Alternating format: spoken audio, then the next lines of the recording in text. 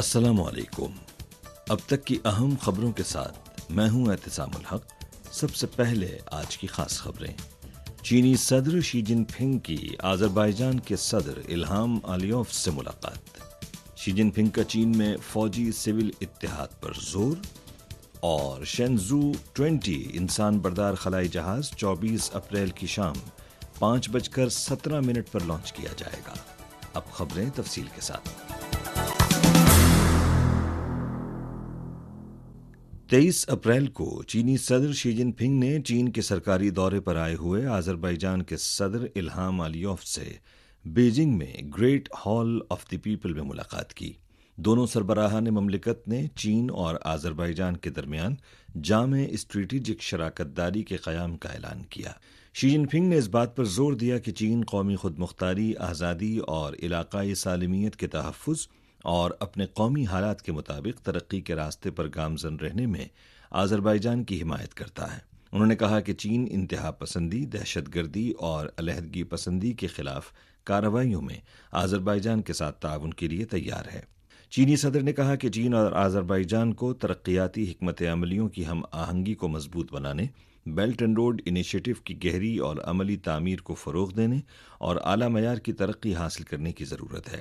شی جن پنگ نے نشاندہی کی کہ ٹیرف اور تجارتی جنگیں تمام ممالک کے جائز حقوق اور مفادات کو کمزور کرتی ہیں اور کثیر الجہتی تجارتی نظام اور عالمی معاشی نظام کو متاثر کرتی ہیں۔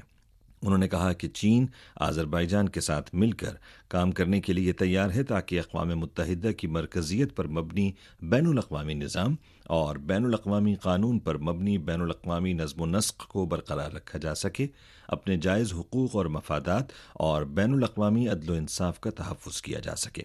الہام علیوف نے کہا کہ آذربائیجان ایک چین کے اصول پر سختی سے عمل پیرا ہے، تائیوان کو چین کا اٹوٹ حصہ سمجھتا ہے اور قومی وحدت کے حصول کے لیے چینی حکومت کی تمام کوششوں کی حمایت کرتا ہے۔ ان کا ماننا تھا کہ صدر شی جن پنگ کا انسانیت کے ہم نصیب معاشرے کی تعمیر کا تصور اور 3 گلوبل انیشیٹوز عالمی امن، استحکام اور خوشحالی کے لیے سازگار ہیں اور آذربائیجان فعال طور پر ان کی حمایت کرتا ہے۔ ملاقات کے بعد دونوں سربراہان مملکت نے جامع اسٹریٹجک شراکت داری کے قیام پر عوامی جمہوریہ چین اور جمہوریہ آذربائیجان کے مشترکہ اعلامیے پر دستخط کیے اور بیلٹ اینڈ روڈ انیشیٹو، انصاف، سبز ترقی، ڈیجیٹل معیشت، انٹلیکچوئل پراپرٹی رائٹس اور ایرو اسپیس کے شعبوں میں تعاون کی 20 دستاویزات پر دستخط کیے۔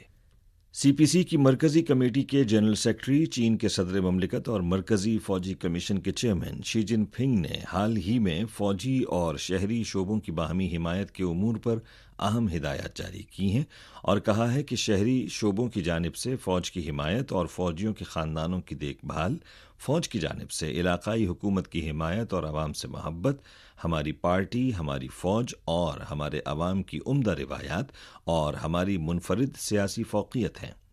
نئے سفر پر ہمیں اصلاحات اور اختراع کو گہرا کرنے، پالیسیوں اور طریقہ کار کو بہتر بنانے اور فوجی اور شہری شعبوں کی باہمی حمایت کے امور میں مسلسل پیش رفت کو فروغ دینا چاہیے۔ شی جن پنگ نے مزید تاکید کی کہ تمام سطحوں کی پارٹی کمیٹیاں اور حکومتی ادارے فوج کی تعمیر اور اصلاحات کی حمایت کریں، دفاعی امور، فوج سے محبت اور فوجیوں کے احترام کو فروغ دینے والے معاشرتی ماحول کو مزید بہتر بنائیں۔ انہوں نے کہا کہ فوج کو چاہیے کہ وہ مقامی ترقی میں فعال کردار ادا کرے، عوام کی فلاح و بہبود کے لیے عملی اقدامات کرے، فوجی اور مقامی حکومتیں گہرے تعاون کے ساتھ ایک مضبوط فوجی سول اتحاد کو مستحکم کریں اور عوام سے محبت اور فوج سے محبت کے نئے دور کو آگے بڑھائیں۔ شینزو 20 انسان بردار مشن کی پریس کانفرنس 23 اپریل کی صبح جیوچوان سیٹلائٹ لانچ سینٹر میں منعقد ہوئی۔ ترجمان کے مطابق مشن ہیڈ کوارٹرز نے فیصلہ کیا ہے کہ بیجنگ وقت کے مطابق 24 اپریل کو شام 5:17 پر شینزو 20 انسان بردار خلائی جہاز لانچ کیا جائے گا۔ ترجمان کے مطابق یہ مشن خلائی اسٹیشن کی ایپلیکیشن اور ڈیولپمنٹ کے مرحلے میں 5واں انسان بردار مشن ہے اور انسان بردار خلائی منصوبے کا 35واں مشن ہے۔ اس مشن کا بنیادی مقصد شینزو 19 کے عملے کے ساتھ تبدیلی کے عمل کو مکمل کرنا، تقریباً 6 ماہ تک خلائی اسٹیشن میں قیام کے دوران خلائی سائنس اور ایپلیکیشن تجربات کرنا، کیبن سے باہر کی سرگرمیاں انجام دینا، خلائی ملبے سے تحفظ کے آلات کی تنصیب، ایکسٹرو اوہیکولر پیلوڈ اور دیگر آلات کی تنصیب سمیت مشن کو انجام دینا ہے۔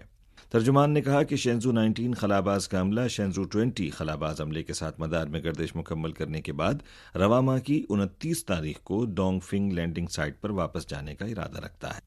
ترجمان کے مطابق رواں سال فروری کے آخر میں چین اور پاکستان کے درمیان تعاون کے معاہدے پر دستخط کے بعد پاکستانی خلابازوں کے انتخاب کا عمل جاری ہے۔ پرائمری سلیکشن پاکستان میں کی جائے گی اور سیکنڈری اور حتمی سلیکشن چین میں ہوگی، اور 2 پاکستانی خلابازوں کو چین میں ٹریننگ میں حصہ لینے کے لیے منتخب کیا جائے گا۔ چین کے خلائی اسٹیشن کے ساتھ مشن پلاننگ اور تعاون کی پیش رفت کے مطابق ایک پاکستانی خلاباز پے لوڈ ایکسپرٹ کی حیثیت سے مشترکہ پرواز میں حصہ لے گا اور مدار میں قیام کی مدت کے دوران نہ صرف عملے کا روزمرہ کا کام مکمل کرے گا بلکہ پاکستانی سائنسی تجربات کا آپریشن بھی انجام دے گا۔ ترجمان کے مطابق ہانگ کانگ خصوصی انتظامی علاقے اور مکاؤ خصوصی انتظامی علاقے کے خلابازوں نے ٹیم میں شامل ہونے کے بعد کام کرنے اور رہنے کے ماحول کے مطابق اپنے آپ کو تیزی سے ڈھال لیا ہے۔ انہوں نے تندہی اور لگن سے تربیت کی ہے اور تمام امور اچھے انداز میں آگے بڑھ رہے ہیں۔ فی الحال وہ ایرو اسپیس پروفیشنل ٹیکنالوجی سے متعلق مطالعہ اور تربیت حاصل کر رہے ہیں۔ توقع ہے کہ ہانگ کانگ اور مکاؤ کے خلاباز پے لوڈ ماہرین کے طور پر 2026 کے اوائل میں اپنے پہلے مشن پر روانہ ہوں گے۔ چین کی وزارت خارجہ کے ترجمان گوجیا خوئن نے 23 اپریل کو یومیہ پریس کانفرنس میں بھارت کے زیر انتظام کشمیر میں سیاحوں پر فائرنگ کے واقعے کے حوالے سے کہا کہ چین اس حملے کی شدید مذمت کرتا ہے۔ ترجمان کا کہنا تھا کہ چین ہر قسم کی دہشت گردی کی سختی سے مخالفت کرتا ہے اور اس واقعے میں ہلاک ہونے والوں کے سوگواران سے دلی تعزیت اور زخمی ہونے والوں سے ہمدردی کا اظہار کرتا ہے۔ چین کی وزارت تجارت کے مطابق پہلی سہ ماہی میں صارفین کے سامان کی مجموعی خوردہ فروخت 12.47 ٹریلین یوان تک پہنچی، جو سال بسال 4.6% اضافہ ہے، اور شرح نمو گزشتہ سال کے مقابلے میں 1.1% پوائنٹ زیادہ تھی۔ مارچ میں شرح نمو 5.9% رہی۔ پہلی سہ ماہی میں رہائشیوں کے فی کس کھپت کے اخراجات میں سال بسال 5.2% اضافہ ہوا۔ حتمی کھپت کے اخراجات کا معاشی ترقی میں بنیادی کردار مزید مستحکم ہوا ہے۔ تفصیلات کے مطابق ٹریڈنگ نے قابل ذکر نتائج حاصل کیے ہیں اور سبز اور اسمارٹ مصنوعات کی فروخت میں تیزی سے اضافہ ہوا ہے۔ سروس کی کھپت میں توسیع جاری رہی اور ثقافتی و تفریحی سیاحت کی کھپت کو ترجیح دی گئی۔